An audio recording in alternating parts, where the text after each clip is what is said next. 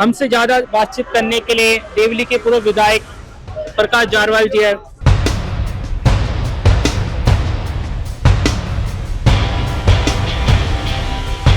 तीन बार विधायक रहा, जितने काम किए तो हमारा चौथी बार विधायक आ गया जी। बिना काम किए थोड़ी ना कोई आता है।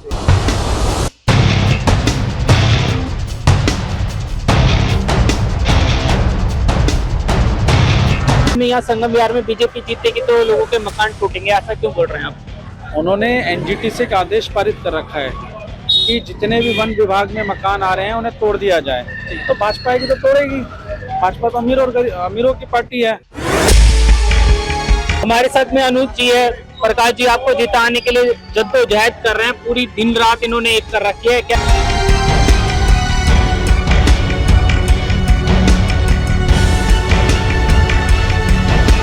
कि अगर प्रकाश जारवाल जी ने ये काम कराया था तो आगे भी काम कराएंगे। हम इनके सानिध्य में चुनाव लड़ रहे हैं और हम भी इनकी शागिर्दी में आगे पूरा काम करेंगे।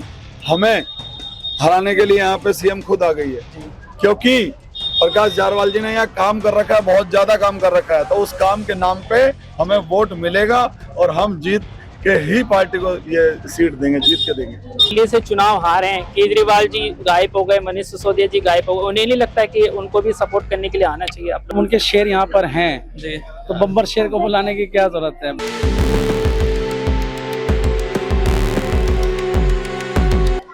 मैं कह रहा हूँ वो सिर्फ संगम विहार को 1 घंटे का पानी दे दें जी, है ना। चुनाव से पहले दे सकते हैं। जल मंत्री, मुख्यमंत्री, 4 इंजन की सरकार उनकी है जी। हम नॉमिनेशन ही वापसी ले लेंगे यार।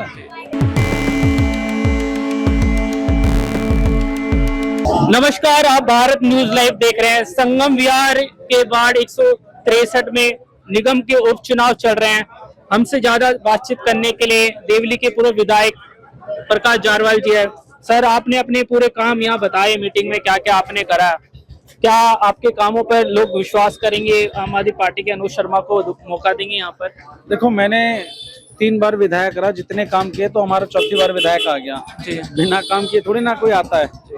तो काम किए थे, सीवर के, पानी के, सड़क के, स्कूल बनाया, सीसीटीवी कैमरे लगाए, तमाम ऐसे काम मैंने क्षेत्र में करे, संगम विहार में किए। अब 1 सेकंड संगम विहार में, जी ब्लॉक में, एल ब्लॉक में 24 बोरवेल पास करा रखे हैं। उपचुनाव खत्म होंगे वो लगाएंगे। मैं आपका भाषण सुन रहा था, आपने बोला अगर एमसीडी में या संगम विहार में बीजेपी जीतेगी तो लोगों के मकान टूटेंगे, ऐसा क्यों बोल रहे हैं आप? उन्होंने एनजीटी से एक आदेश पारित कर रखा है कि जितने भी वन विभाग में मकान आ रहे हैं उन्हें तोड़ दिया जाए। तो भाजपा आएगी तो तोड़ेगी। भाजपा तो अमीरों की पार्टी है जी। तो मकान ही तोड़ेगी। हमारे साथ में अनुज जी है। प्रकाश जी आपको जिताने के लिए जद्दोजहद कर रहे हैं, पूरी दिन रात इन्होंने एक कर रखी है, क्या इनकी मेहनत सफल हो पाएगी? बिल्कुल होगी।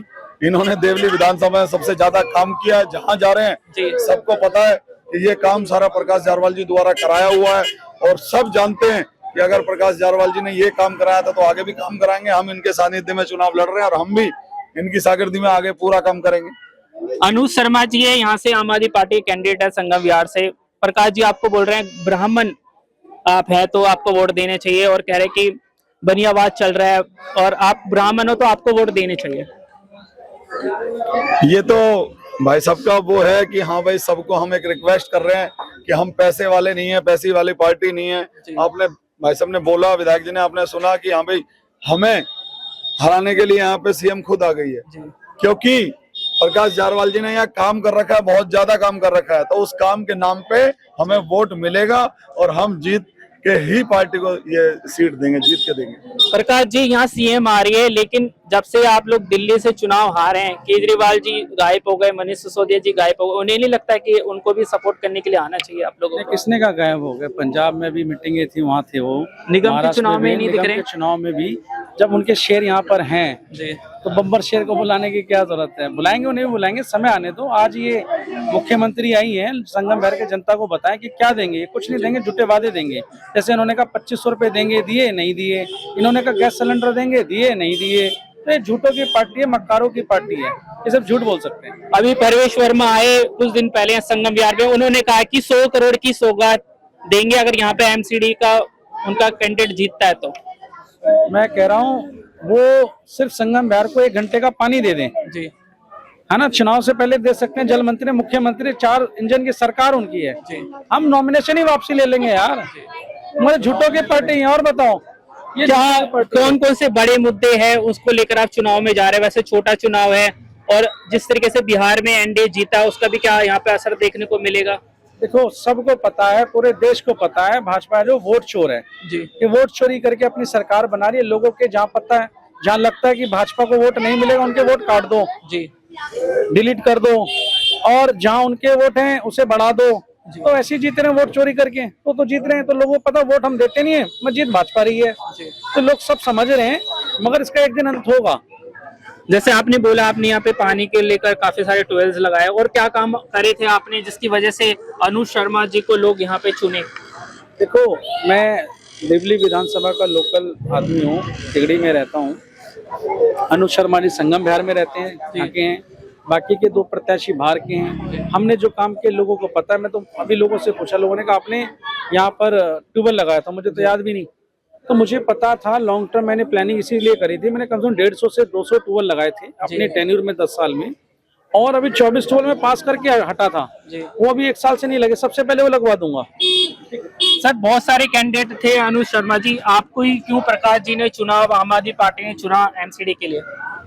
मैं 21 साल से कंटिन्यू कर्मठ कार्यकर्ता के रूप में काम कर रहा हूँ। 11 साल से आम आदमी पार्टी में काम कर रहा हूँ और बड़ी ईमानदारी से काम कर रहा हूँ। जब उन्होंने यहाँ देखा कि जो यहाँ से जो चुनाव की तैयारी कर रहे थे जी, वो उनपे दागदार चेहरे थे जी, तो उन्होंने देखा कि एक ईमानदार आदमी अगर 21 साल से लगा हुआ है और प्रकाश जारवाल जी जैसे नेता उसकी टिकट मांग रहे हैं और कह रहे हैं, तो कुछ ना कुछ बात है। तो इसलिए उन्होंने टिकट दिया और हम सीट जीत के देंगे। 1-2 सवाल और आपसे मेरे को पूछने हैं, 1-2 सवाल आपको अनुज जी मुझे आपसे और पूछने हैं। जैसे कि लोकल इलेक्शन है, क्या आपका टाइमिंग रहता है? इतना बड़े बड़े लोग यहाँ पे बीजेपी ने उतार दिए हैं, तो आप भी खाली नहीं बैठ रहे होंगे? क्या डोर टू डोर कैसे कैंपेनिंग कर रहे हो? क्या दिनचर्या रह रही है आपके?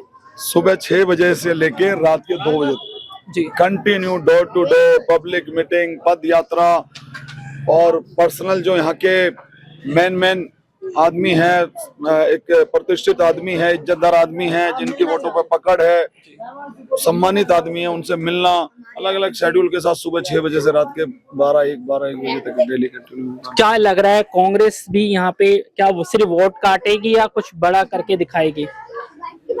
पिछली बार कांग्रेस को यहाँ से 2000 वोट मिले थे, 2200 वोट मिले।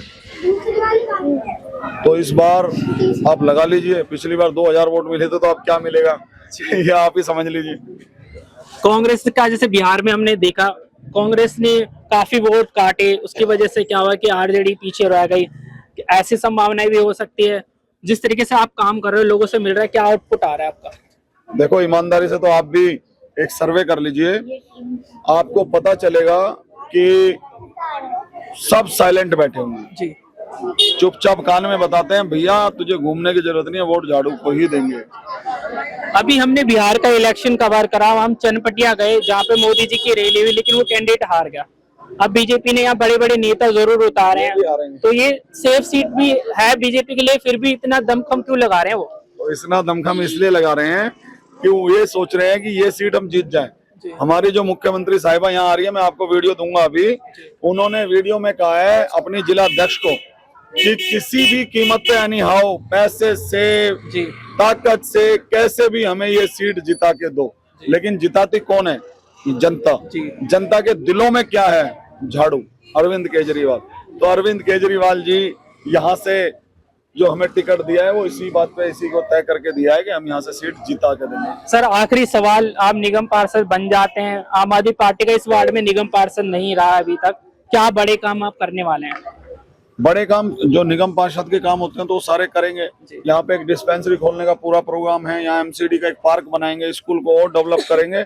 और क्योंकि एमएलए भी हमारा है और 3 बार के जो पूरी नॉलेज रखने वाले और जानकारी रखने वाले एमएलए भी हमारे साथ हैं, पूर्व महाराष्ट्र प्रभारी, तो इन सबका सहयोग लेके यहाँ जो काम नहीं हुए हैं वो ज्यादा से ज्यादा काम करेंगे। तो यहाँ दिल्ली में 30 नवंबर को उपचुनाव को लेकर वोटिंग होगी और वक्त बताएगा। अनुज जी, आप मेहनत कर रहे हो, हमारी आशा कि आपके लिए चुनाव अच्छा संकेत लेकर आए। नहीं, मैं भी आपसे प्रॉमिस करता हूँ कि किसी भी कीमत पे हम ये सीट जीतेंगे जीतेंगे जीतेंगे।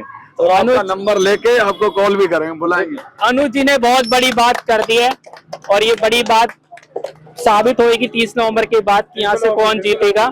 लेकिन जिस तरीके से आउटरीच है आम आदमी पार्टी के लोगों की 1 to 1, हमने कई बार इलेक्शनों में देखा है, हमने आतिशी के इलेक्शन में देखा था कि शुरू में क्या हुआ था कि उनकी कैंपेनिंग में कम लोग आते थे, लेकिन जो कनेक्टिविटी थी डोर टू डोर हुई और वो वहां पे जीती। ऐसे ही एमसीडी के इलेक्शन लोकल इलेक्शन है, यहाँ पे नेशनल इंटरनेशनल अगर मुद्दे हम उठाते हैं तो उसका ज्यादा फर्क नहीं पड़ता। यहाँ सिर्फ पानी, नाली, सफाई, इसकी लड़ाई होती है।